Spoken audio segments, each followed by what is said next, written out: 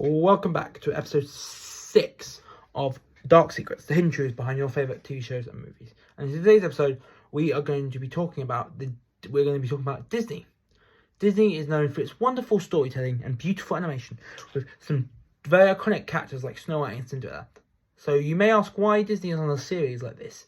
Well, you're asking this episode isn't about Disney. It's about dark Disney. The real stories behind popular Disney movies. We have 16 Disney movies in this video to talk about, and they are Peter Pan, Pocahontas, Beauty and the Beast, The Fox and the Hound, The Jungle Book, Mulan, Tangled, The Hunchback of Notre Dame, Hercules, The Princess and the Frog, The Little Mermaid, Frozen, Sleeping Beauty, Pinocchio, Snow White and the Seven Dwarfs, and Cinderella. I'm pretty sure they are in that order in this. They are in that order in this video, in terms of talking. But before we get to them, let's start with an introduction to the topic of dark Disney. Most of the stuff you're about to hear is thanks to the entertainment website Screen Rant.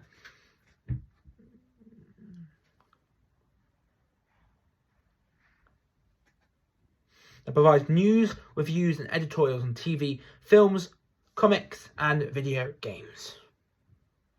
Despite being kids' movies, Disney films have a reputation for including dark elements like the death of a parent or villains hiding behind a pretty face. But the original stories behind many Disney movies are based on are even darker and more gruesome than what makes it into the final animated feature.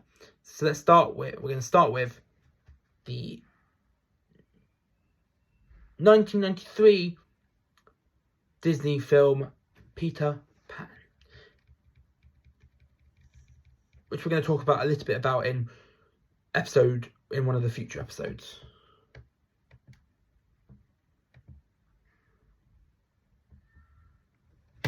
So Peter Pan.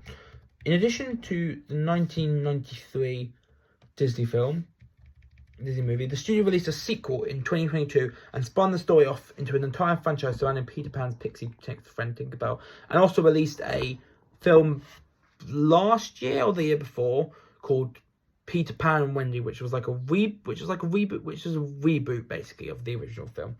However, one question Disney's Peter Pan skips over is what happens to the Lost Boys when they decide they want to grow up. Maybe Peter sends them home. According to the original novel by J.M. Barrie, that isn't the case. Instead, when they seem to be growing up, which is against the rules, Peter Pan thins them out. It may not explicitly say Peter kills the Lost Boys when they get too old, but the phrasing is too menacing for it to mean anything else. So Neverland isn't just fun adventures and avoiding responsibilities after all. Next up, Pocahontas. Borrowing the basic story structure of star-crossed lovers from Romeo and Juliet, Disney's Pocahontas tells the story of colonist John Smith and Native American Pocahontas who fall in love despite their different beliefs and a language barrier. When Pocahontas' father captures and plans to execute John Smith, Pocahontas saves him and manages to unite the Native Americans and colonists. Of course, according to history, that's not how it really went. When John Smith met Pocahontas for the first time, he was in his late 20s while Pocahontas was around 10 or 12, and they never had a romantic relationship. Instead, the Pocahontas were kidnapped and forced to marry the Englishman John Rolfe, as well as convert to Christianity and change her name to Rebecca. This story doesn't have a happy ending. Pocahontas died in her 20s from unknown causes. We may like the version of this story that includes learning to paint with all the colours of the wind, but history wasn't as kind to Pocahontas. Next, third film is Beauty and the Beast. The third film from the Disney Renaissance era, Beauty and the Beast, stays close to the original text of fairy tale about a beautiful and kind young woman who falls in love with a prince that has been transformed into a beast. However, some changes were made from the original story, like the inclusion of Gaston and Belle's father being portrayed as an inventor rather than a merchant. Another big change is the exclusion of Belle's wicked sisters. In the original story, Beast allows Belle to return home to visit her family for a specific amount of time, but when her sisters see that she's well-dressed and well-fed, they ask her to stay longer, hoping the Beast will be so angry with Belle that he'll eat her alive. And you thought Cinderella's stepsisters were wicked. Although the sisters are successful in keeping Belle away from Beast, she finds out staying with her family has caused the Beast to nearly die of heartbreak. She returns and they live happily ever after. So, not as dark as you would have thought. Fourth film up is The Fox and the Hound. Disney's film about a fox named Todd and a hound dog named Copper is a tale of friends who grew up who grow up to be enemies because of their own natural animal instincts and the pressure of their owners. This Disney movie doesn't necessarily have a happy ending, but it is much less than sad than in the original novel by Daniel P. Mannix. In Disney's version, Todd saves Copper from a bear. Then when Copper's owner tries to kill an exhausted Todd, the hound dog protects his old friend, and the two live happily, if separately, ever after. However, in Mannix's book, the hunter trains Copper to attract Todd after the fox caused the death of another of the hunter's dogs. Copper ends up chasing Todd until the fox collapses from exhaustion and dies. Then when the hunter moves into a nursing home a few later, he kills Copper with a shotgun. If you thought Disney's version of The Fox and the Hound was sad, at least they changed the original ending of the story, which is so much worse. Next up, Jungle Book. Disney's Jungle Book is the tale of an orphaned boy raised by a friendly bear named Baloo and the panther Bagheera. After a series of trials in the jungle and being pursued by a man-eating tiger, Mowgli returns to civilization in a nearby human village. However, in Rudyard Kipling's original books, that's not where the story ends. Mowgli is introduced in Kipling's collection of stories titled The Jungle Book, but one short story in the second Jungle Book sees Mowgli banished from the village after he's accused of sorcery, with the villagers planning to torture his animal family. To get revenge, Mowgli enlists the animals of the jungle to destroy the village's fields and food supply before eventually setting loose a herd of elephants that destroy all the village huts, sending the villagers fleeing. He didn't even leave the bare necessities. Next up, Mulan. The story of the Chinese heroine Mulan dates back centuries, and each version follows roughly the same storyline. When the army calls on a member of each family to serve, Mulan takes her father's place because he's too old, and her younger brother is too young. Mulan fights as a warrior for 12 years and only reveals herself as a woman to her comrades after being welcomed home by her family. However, one tale features a different ending in which Mulan returns home to find her father has died and her mother remarried. Although that's bad enough, it gets even worse. Mulan is summoned by a foreign ruler to be his concubine, and instead of going, she commits suicide. Not the happiest ending for such a renowned warrior, but fans will be happy to know this ending only appears in one version of the Mulan legend. Next Disney film up is a personal favourite of mine, Tangled. Disney's story about a young girl kept in a tower who just wants to see the source of the mysterious lanterns in the sky, but is based on the folktale of Rapunzel. The most famous version of this tale was written by the Brothers Grimm. Very famous in terms of Disney original stories. They wrote a lot of the original stories that Disney films are based on, which was violent enough the version of Tangled written by the Brothers Grimm, which was violent enough since it featured the prince in the story going blind after falling into some thorn branches. However, the villain in this tale, Dame Gothel, gets a fairly tame comeuppance compared to the 17th century Italian telling of the story. In this version, the girl is taken as retribution for her mother for stealing parsley out of an Augustus garden. The rest of the story is similar to the one we all know. The girl falls in love with a prince who rescues her from the tower, but in this telling, the girl, named Parsley for the plant her mother stole, escapes using 3 enchanted gallnuts. As Parsley and the prince are running away, she throws each gallnut in an attempt to distract the ogress, and they transform into 3 animals. Though the ogress outsmarts the first 2 beasts, the last one, a wolf, swallows her whole. So by comparison, Mother Gothel had a much more Disney-fied death scene with no animal violence involved. Okay, up next is The Hunchback of Notre Dame. Disney's version of The Hunchback of Notre Dame isn't exactly known for being one of the studio's lighter films, since Quasimodo's mother is murdered by Frollo on the steps of a cathedral, and the Minister of Justice later sings about being damned to hellfire. However, Victor Hugo's original story is notably darker, which shouldn't surprise anyone since he also wrote Les Mis. In the original novel, Esmeralda is charged with the attempted murder of Captain Phoebus and sentenced to death. Although Quasimodo is able to offer her sanctuary in the cathedral for a time, Frollo eventually hands her over to the authorities. When Frollo laughs while Esmeralda is hanged, Quasimodo pushes him off Notre Dame, then finds Esmeralda's body and stays with her until he dies of starvation. Again, this is a Victor Hugo story, so the fact that everyone is dead or miserable by the end shouldn't be too surprising. Up next is a Disney classic, Hercules. Disney's take on the Greek mythological figure of Hercules follows on the demigod's transformation from zero to hero in no time flat. For his love interest, Disney adapted Hercules' first wife, Megara, into a spunky but conflicted heroine who won't say she's in love, But by the end of the film, Hercules and Meg ride off into the sunset to live happily ever after. But in the original myth, Megaera's love isn't won over by the hero. She's given to him as a gift for saving Phoebus. Plus, in an even darker turn to their story, Hercules kills their children during a temporary god-induced madness, and in some versions kills Megaera as well. It's not the kind. In general, it's not the kind of material suitable for a Disney movie, and that's why you can understand why they changed it. Next up is The Princess and the Frog. The Disney version of the classic tale of Princess and the Frog is changed significantly from the original to be set in 1920s New Orleans. And instead of changing the prince back, a kiss turns Tiana into a frog herself. Thought true love's kiss does the trick. In the end, the original folktale of the Frog Prince sees a number of other methods used to turn the frog back into a prince. In the Brothers Grimm version, the princess throws the frog's head or burning its skin, all of which trigger the prince's transformation. We don't want to tell the storytellers how to do their job, but a kiss is definitely a much more kid-friendly way to break a spell. Next up is the dark Disney film that is Pinocchio.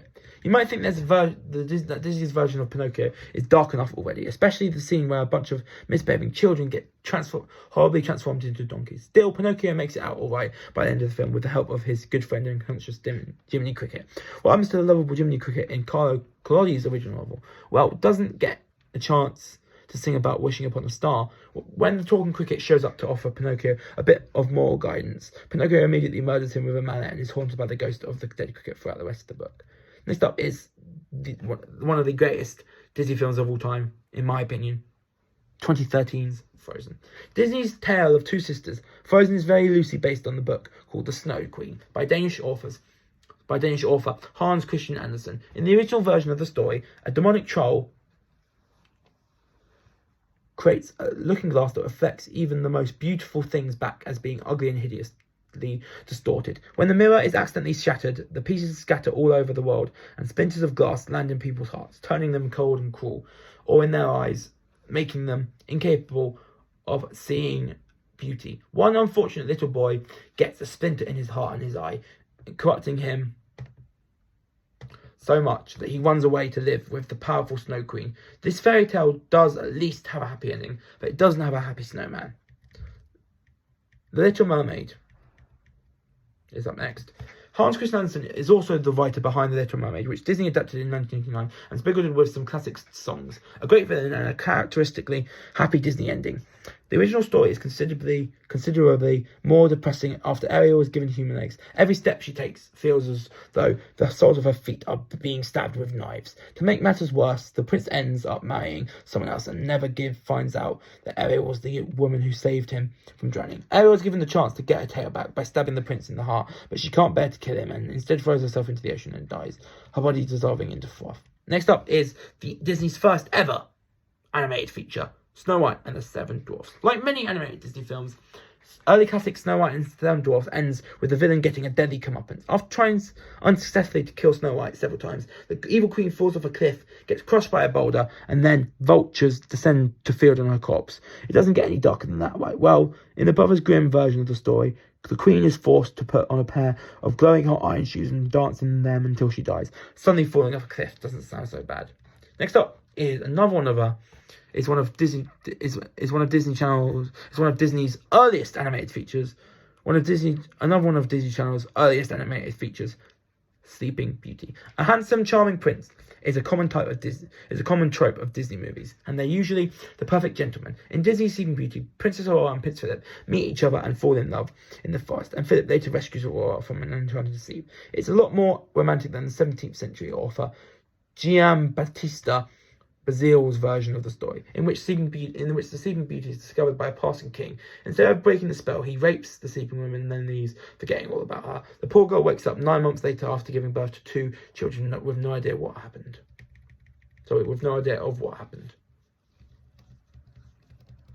And finally, the final Disney film we're covering in this video is another one of Disney's earliest animated features, and one of my personal favourite, and probably the most iconic Disney film of all time. Animated Disney film of all time. Yeah, even more, in my opinion, Cinderella. After being forced to play servant to her wicked stepmother and ugly stepsisters, Disney's Cinderella is eventually rewarded with a handsome prince and a royal castle to live in. But in the Brothers Grimm version of the story, Cinderella's stepsisters are so desperate to get the glass slipper on that they cut off bits of their feet to try and make it fit. It works, but all the blood kind of gives them away. To make matters worse, when the stepsisters attend Cinderella's wedding, birds descend on them and peck out their eyes. Apparently, birds have a very low tolerance for brats. So those are some of the original stories that Disney movies were based on. But before we do leave and end this episode, but before I do let you leave, and before we do end this episode, we're quickly going to talk about the 2014 movie Into the Woods, because the bits we're about to talk about in the film link to some of the stories that we talked about above. Into the Woods is a film consisting of multiple fairy tale characters, including Cinderella and Little Red Riding Hood. Meryl Streep plays a witch who ends up being Mother Gothel. James Corden and Emily Blunt play a baker and his wife, respectively. And the story revolves around. And Johnny Depp plays the hairy and cunning big bad wolf from Little Red Riding Hood. Anna Kendrick, Cinderella. Kristen Baranski, wicked stepmother. Chris Pine, Cinderella Prince. Lena Crawford, Little Red Riding Hood. Daniel Hudson, Jack from Jack and the Beanstalk, and Billy Magnuson, Rapunzel's Prince, also star. In the Cinderella part of the film, with Anna Kendrick as Cinderella, Christine Baranski as the wicked stepmother, and Chris Pine as the prince. Near the end of Cinderella's wicked stepsisters have parts of their feet cut off to fit into the crystal slipper and get blinded by crows, just like in the original Cinderella story written by the Brothers Grimm. Finally, in the Rapunzel part of the movie, Meryl Streep's character creates thorn branches using a magic, and while the prince is approaching Rapunzel's tower, his horse is tripped by Meryl Streep, which causes the prince, played by Billy Magnuson, to fall off his horse and fall into the brambles the witch created, blinding him just like in the original Rapunzel tale written by the Brothers Grimm. That's it for this episode. I have been your host, John O'Brien, and hope to see you for the next episode. But until then, please subscribe to my channel and click the notification bell to catch up with all my latest videos. But until next time, this has been Dark Secrets, the hidden truths behind your favourite TV shows and movie. Until next time, this has been Dark Secrets, the hidden truths behind your favourite TV shows and movies. And I'll see you later. Peace.